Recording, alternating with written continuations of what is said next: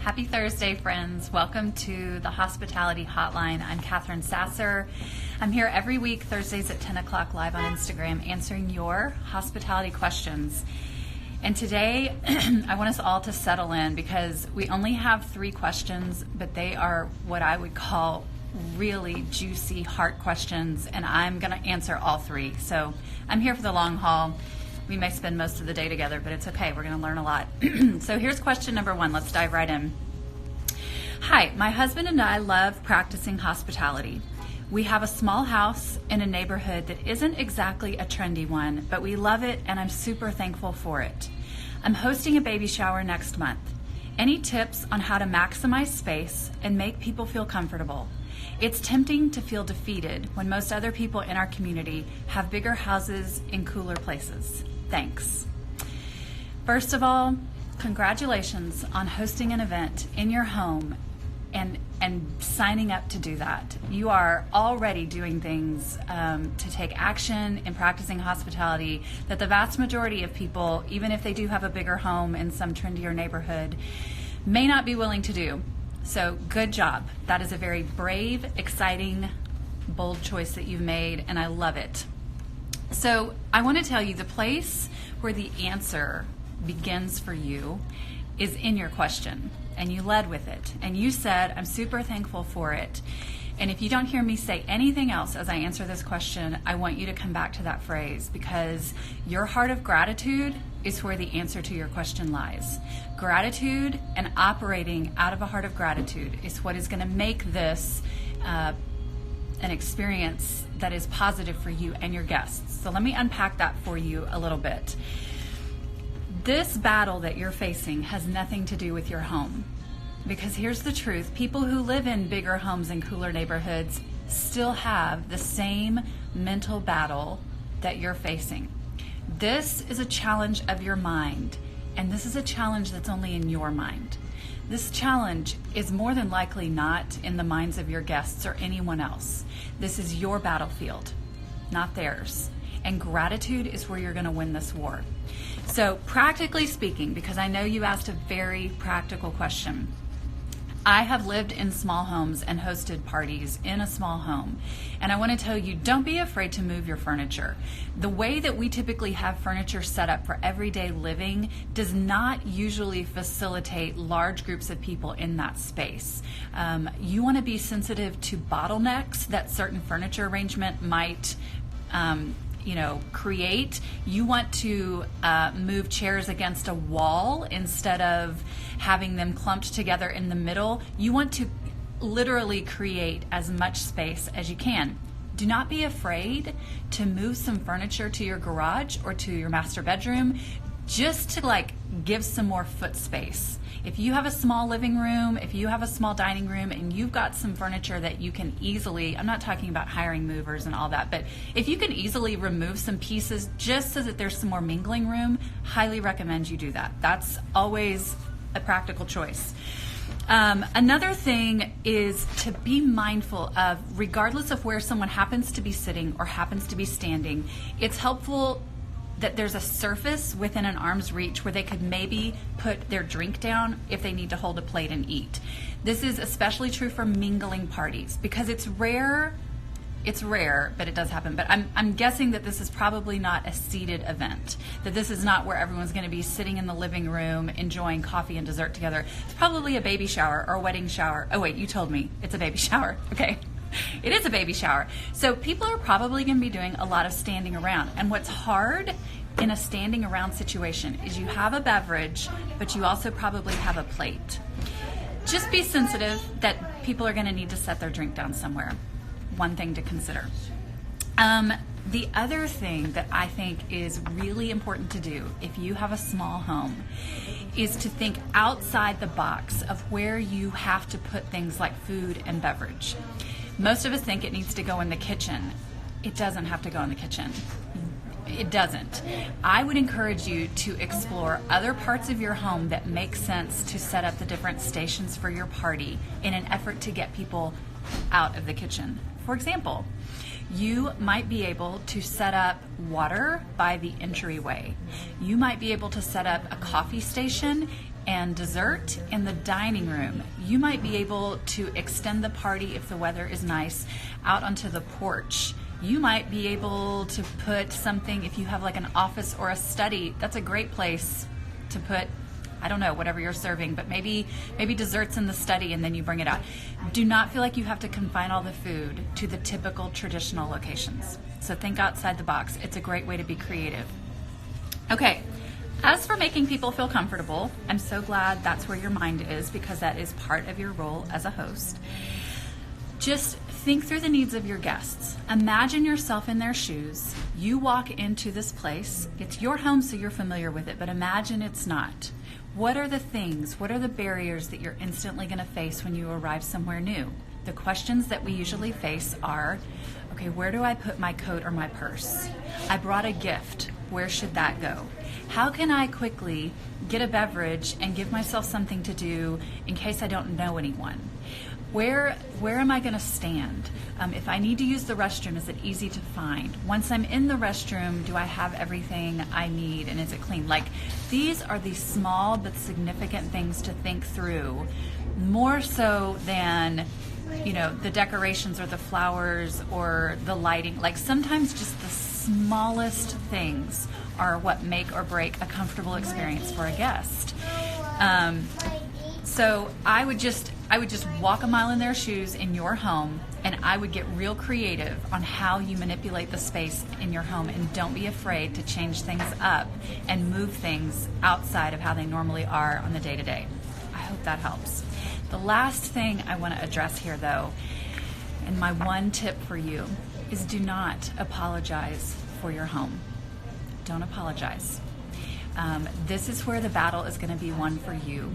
From a heart of gratitude, which you have already expressed, and I can tell that you already have. You are, quote, super thankful. Live there. Remind yourself you are super thankful. Gratitude turns what we have into enough. That's not my quote. I'm not sure who said it, but it's one that's always at the front of my mind. Gratitude turns what we have into enough. So do not apologize for your home. Do not make disclaimers about how small it is, how insignificant it is, how lacking it is, because that's not gratitude. Start and end with gratitude. And this is going to be tricky. We're conditioned to give apologies when we think something isn't enough, but your home is enough, and you are doing a wonderful thing by hosting a baby shower in it. So start and end with gratitude. Keep in mind, even if you did have a cooler, bigger, trendier home, there's always another cooler, bigger, trendier home. So learning to live where you live and to love fully out of wherever you are with gratitude and grace is the kind of character building that will turn you into a wonderful host and will always make your guests feel comfortable. That's the kind of host that I want to be around, is someone who knows how to be gracious and grateful and welcoming regardless of the size or location of their home. So I hope that baby shower is a success. I would love to hear a report on what worked and what didn't work. Please keep me updated. That was an excellent question. Okay, question number 2. How are we doing? This is a big one.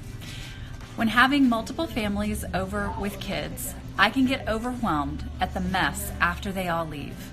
If parents don't encourage their own children to clean up, how do I manage my expectations for spending the next hour picking up?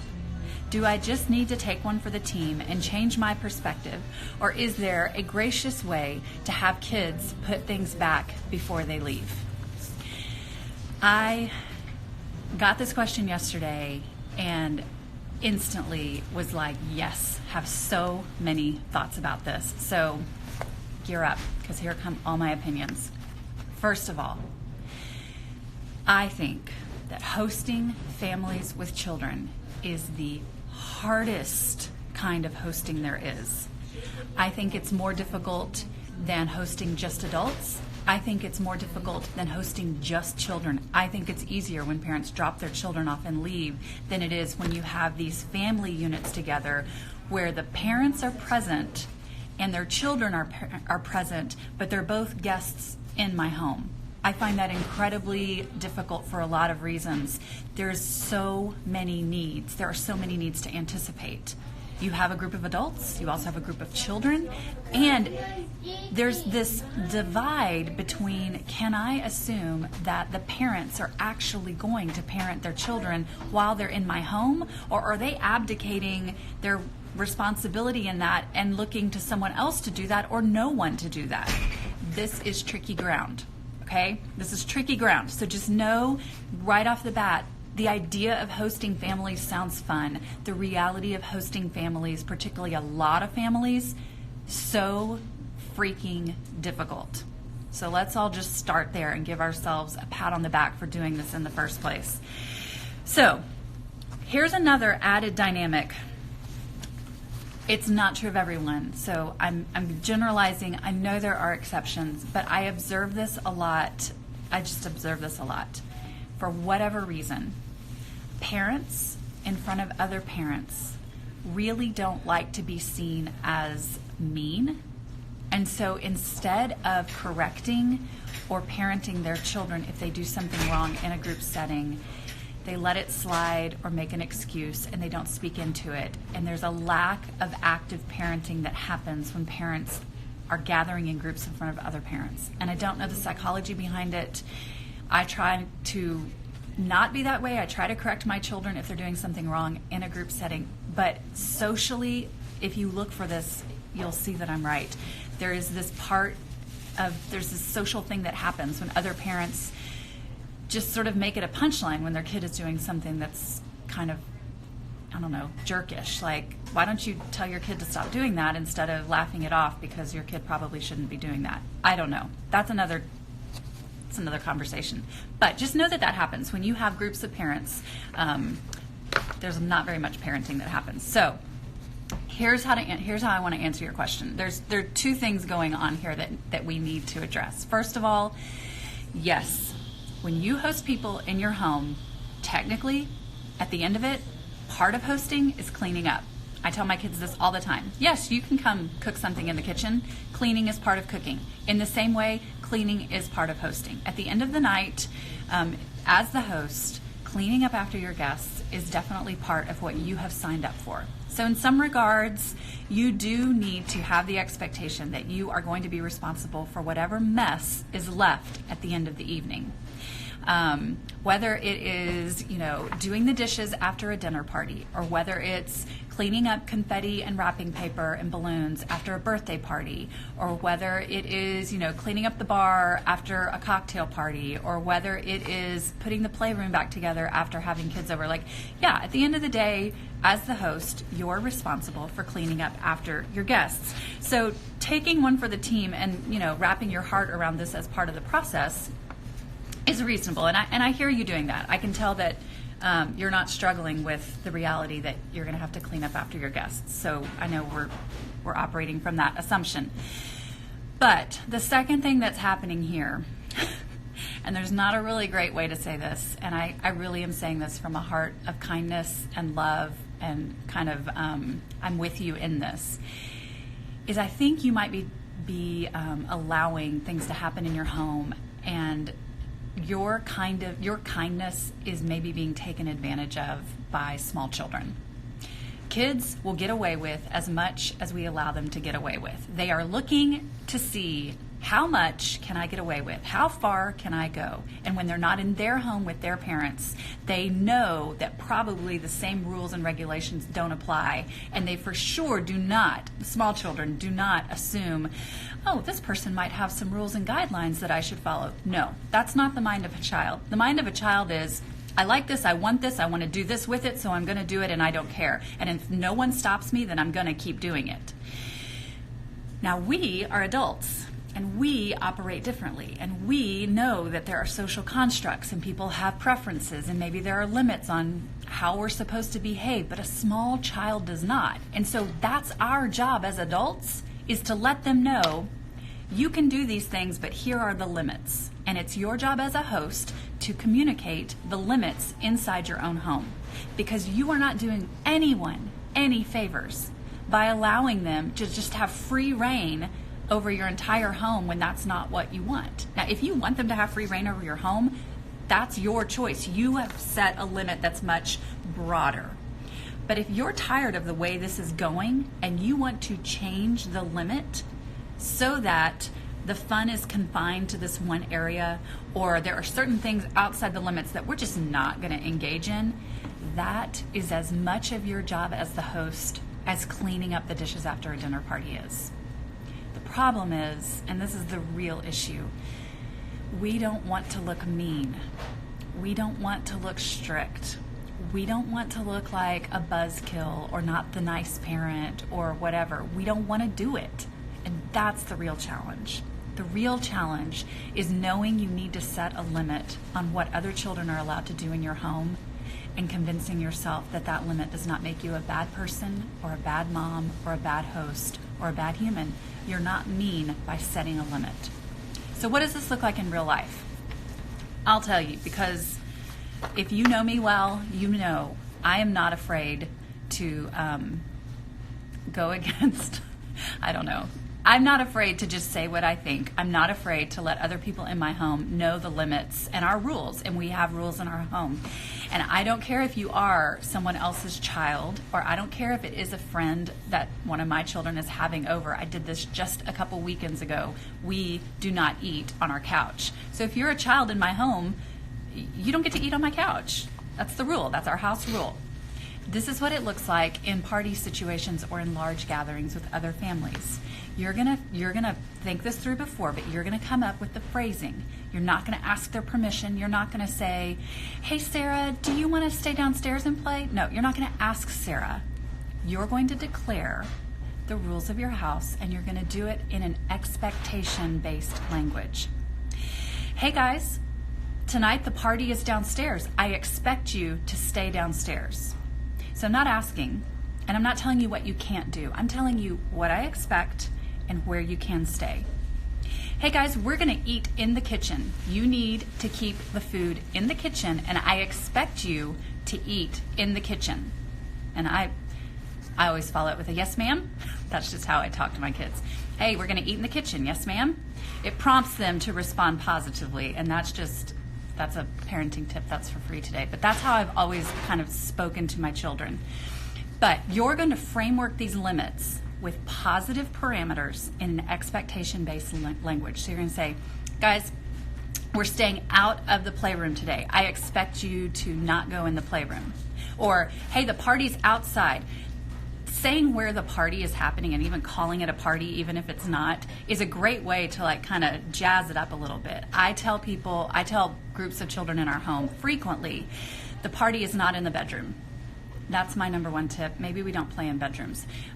We don't have a playroom, but we have lived in a home that had a playroom. And man, let me tell you, children unattended in a playroom is a hurricane waiting to happen. If you don't want to reorganize the entire playroom at the end of the night and pick up Polly Pocket and Lego pieces out of every crack and crevice, the playroom can be off limits. Children can entertain themselves without being in the playroom unattended, unless you and some other parents want to go to the playroom and monitor what happens. Maybe that's an option.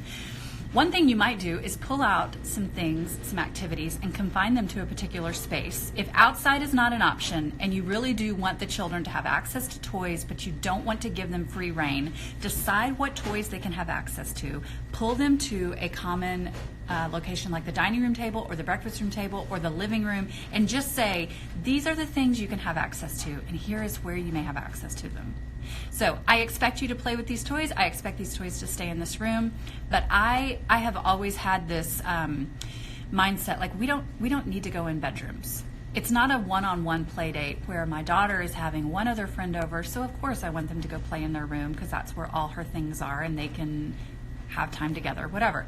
Lots of children, we don't need to be in a bedroom. We barely need to be inside if possible. So we have basketball, we have a skateboard, you can ride bikes, you can go play on the swing set, like go outside. But you need to decide what it is for you. And you need to remind yourself that you are not a mean person for setting limits. So that's my tip, and that's my 2 cents on how to handle a lot of kids in your home. But there's more. There's always more, right? So once you've decided to do this, and you've got your wits about you, and you've got your game plan, and you know your limits, and you figured out how you're going to communicate them to these other children, despite the fact that their parents are not going to step in and parent, and that's okay. We've got to accept that too. You're going to sort of parent the herd. Here's what's going to happen. That limit is going to be ignored. It's just the nature of it. The more people you have in your home, the more distracted you're going to be with other things that need your attention. And in the same way, when you get a lot of children together, the energy they produce is just, it escalates quickly. And then it goes without saying, someone is going to obliterate your limit. They're going to eat on the couch. They're going to go in the playroom. They're going to spread those toys everywhere. They're going to throw the box of Legos upside down. Like, it's going to happen. So let's quit pretending like we're going to set a limit and everyone's going to follow it. What do you do when a group of children has ignored your limit and gone upstairs and destroyed the playroom, and everybody's getting ready to leave and someone's looking for shoes? So you walk into the playroom looking for shoes and you open the door and holy cow, the entire playroom is a wreck. What do? Well, I don't know what you do, but here's what I do, because this has happened a lot. When I have walked into my children's bedroom and discovered that a little group of sweet, adorable 6-year-old girls has totally turned my kid's bedroom upside down, despite communicating that we were not playing in bedrooms, I call them in. I call the friends in, the children in. I don't involve the parents. I call the children in. Hey, Sarah and Elizabeth, I need you guys to come in here real quick. I see that we played in here. I need some help. I expect you guys, use that expectation language. I expect you guys to help clean up the mess we made. Inclusive, coaching. We're not punishing here. This is, you made a mess. I expect you to clean it up. Then I will stand there and coach. Okay, do you see the Legos? Those go in the red box. Yep. Okay, Sarah, I want you to pick up all the Polly Pocket pieces. Here's the pink box. Those get, thank you so much. I know. It's a lot of pieces. Gosh, I wish we hadn't thrown them all over the room. Keep going. You're doing a great job.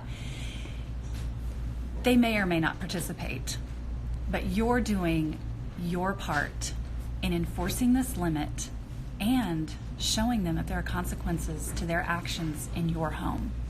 There may not be consequences to their actions in their home, but in your home there are. And that is a very loving thing to do. These limits are out of a heart of love. These are not punitive. They are not insulting. They are with deep regard and respect for yourself, your home, and your children.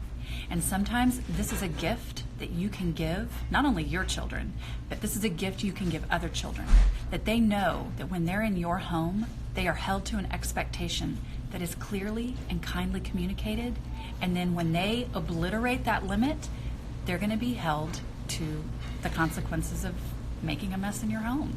And that is okay. That is active hospitality. You are actively, enforcing this set of reasonable expectations on tiny humans who need to be taught how to manage themselves in someone else's home. Now, of course, there are exceptions. Of course, there are ways to do this that are tacky. There are ways to do this that are loving. There's a whole gamut of possibilities here. But what I want you to hear me say is, it does not make you a bad person to set and enforce limits in your own home. Everyone's going to have a much better time. It is your responsibility at the end of an evening, if you're hosting an event, to clean up and put your house back together. But within that, there are ways to make sure that the process is as painless for you and as loving for everyone involved, and limits are the key. I hope that this helps. I would love to know if you have follow-up or more specific questions or circumstances where you've tried this and it's either worked beautifully or it's gone horribly wrong. I love to hear it all. Okay, last question. Man, this may be my favorite one of the day, and it's been hanging out for a couple of weeks. I've been meaning to get to this one, so I apologize to the person that wrote this that has taken a little bit of time to answer your question, but here it goes. Hello, I entertain frequently and really enjoy hosting others. However, No matter how hard I try, I seem to worry about everything. I worry my house won't be clean enough, or the food won't be as I had hoped. My husband always assures me that everything is wonderful. I'm curious to know if you ever feel this way. Any tips on how I can relax a bit? Yes. Yes, yes, yes, yes, I do feel this way sometimes. Yes, I do have tips. I also want to acknowledge, I think it's really sweet that your husband reassures you that everything is wonderful. It sounds like you have a loving, supportive partner. Let's not gloss over that. That comes in very handy. I absolutely have felt this way. In fact, I would tell you that I probably spent the first half of my hospitality journey doing hospitality the way I would not encourage someone to do hospitality. I was putting on a show. I was interested in putting on a really perfect show, which really made it stressful for me and everyone involved. I wanted the food to be perfect. I wanted the table to be perfect. I wanted the flow to be perfect. I wanted the drinks to be perfect. I wanted the table. I wanted everything to be just the best, most perfect version that I could create. And along the way, I wasn't having a good time. No one else was having a good time with me. And no one else was even aware of the level of perfection that I had set out for the evening. So the whole thing is a mess. And this kind of hosting is not what I would call hosting from a heart of hospitality. I wouldn't even really call it hosting. What I would call this is entertaining.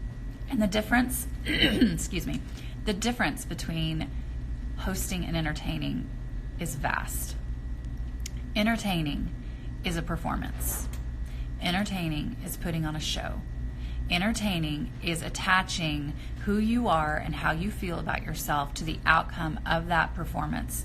And the determiner of your worth is a set of circumstances that you may or may not be able to control. So what I want to say to you is the way to get out from under this weight is to shift your mindset.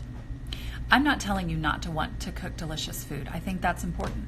I'm not telling you to change how you want to decorate the table. I mean, if that's life-giving to you and you love doing it, then do it. It's great. What I am telling you is kind of like the first question. The battlefield here is your mind and your approach and your heart and your motive. And what you're doing right now is you're hoping that what you do is good enough. And it's stressful. That's a lot of stress, because what if it's not? What if it's not good enough? What if nobody likes it? What if the food is horrible? What if people don't like your menu? What if, I don't know, what if you live in a small home? What if you don't have room? What if it doesn't go the way that you want it to in your mind? Well, then you feel let down as a person. You feel like it just shrinks, like it's this shroud of oppression and shame that's wrapped up in something that has nothing to do with you. This is not your identity. Hospitality begins with a mindset that says, I'm not here to perform. I'm here to anticipate need. I'm here to express love to others.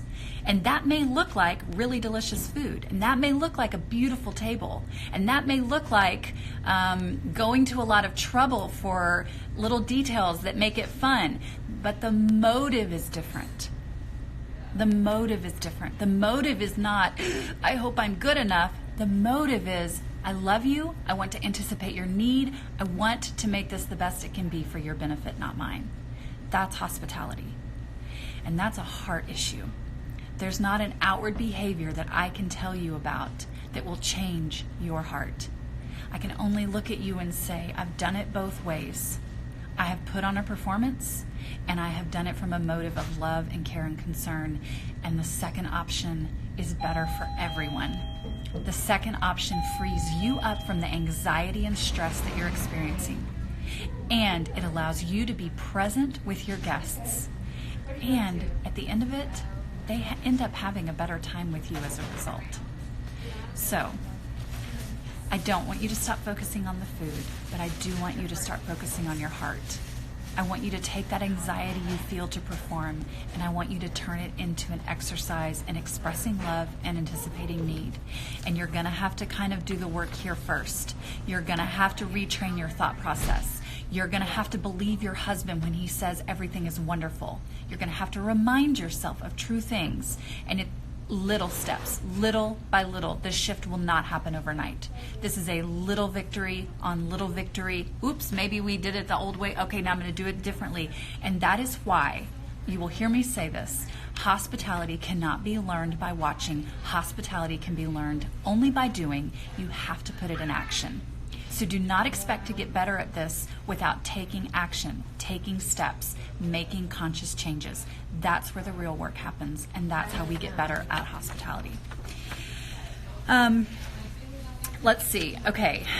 Let's see if there's anything else on that I wanted to say. I think you guys are just doing a great job. The questions you're sending my way, I just want to scoop you up and give you a hug and say, we're doing it, it's working. These are the kinds of questions that tell me that you're really thinking about the big hospitality topics. I'm getting a follow-up question from someone about the children and the cleaning and that whole topic, saying, asking kids to clean, has a parent been bothered by that? Meaning, if I have asked, that scenario where I pulled Sarah into the room and was like, Sarah, look at these toys, I need you to clean them up. Has there been a parent that has had a problem with that? No. And in fact, let me tell you what really happens. So remember how I told you have these parents over here who want to be adults together, but we all brought our kids, and so there are these unattended kids that are also going crazy, and the parents don't want to look mean. Ha ha ha, I'm a nice parent, so they don't really parent their kids. Well, the reverse happens when you step in and ask a child to do something responsible, like clean up the mess they made. The parent that was abdicating their role over here as parent and just sort of let's not make a mess, okay? All of a sudden, when I said, hey, Sarah, I see that you guys were in here. I'm going to need you to help me pick up these blocks. Guess what Sarah's parents do? Sarah, get in there and clean up. They reinforce the message, because for the same social constructs that kept them from speaking into and preventing whatever their children were doing, the same social constructs kind of push the other way. And now, my kid is going to help clean up. There's this sense of, we're going to do the right thing here, because it's the craziest dynamic. I want to do a social science study on this. But the minute that you verbalize an expectation to their child to do the right thing, they want to reinforce that message. I have never had a parent buck up against another adult asking their child to do a responsible thing. That's true in my home of people that I know and love dearly. It's true of people in my home who are maybe acquaintances that just my children are friends with them and I don't know them well. And let me tell you this, here at Hurley House, we have had a few situations where we've had to do the same thing, where a child is, I've just had to say out loud, hey, I need you not to touch that, or that stays on the wall, or we don't come behind the counter. The second that I verbalize the limit to someone else's child in a kind, loving, compassionate, motherly kind of way, the parent, if anything, comes in and reinforces that, and I don't have to say or do anything else. So you are not, if you do it well and you are kind and loving and all that, you're not going to tick off another parent. And if you do, well, then I don't think that has anything to do with you. It is not your fault if another parent gets upset that you have asked their child to help clean up a mess they made. So that let's not worry about that. But let me tell you, if anything, I've seen the opposite happen. Parents will hop to and make sure and enforce for you that their child is part of the cleanup process. So it's a magical equation that I don't understand, but it's what I've seen happen in all sorts of situations. So I hope that is an encouragement. Okay, next week I am answering holiday hospitality questions. I have a couple already, but man, I want to hear from you. What are your holiday hospitality questions? Gifts, meals, parties, children, Santa, I don't know, all the hospitality things, your heart during the holidays. What are the challenges? I'd love to hear your questions. We have 2 more hotlines in December, and I'm going to focus both of them on holiday hospitality. So hit me with all you've got. These questions have been fantastic. I have loved this time. As always, if you have follow-up questions or comments, I'm here for it. And thank you for tuning in. I'll see you next week.